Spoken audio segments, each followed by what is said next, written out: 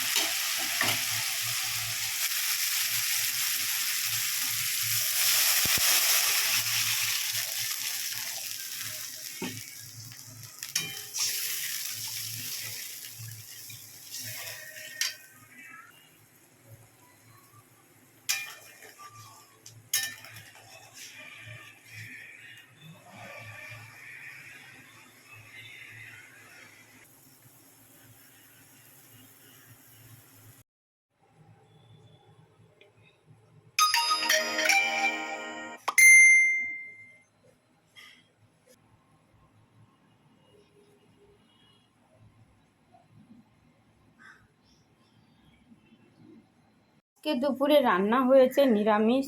এই যে ভাত, এটা হলো 5 তরকারি, রোজকার তোমরা দেখতে পাবে। এটা ঢেঁড়স পোস্ত, ঝাল ছাড়া শুধু পোস্ত দিয়ে কাকু, এটা সর্ষে পোস্ত কাঁচা লঙ্কা দিয়ে ঢেঁড়স।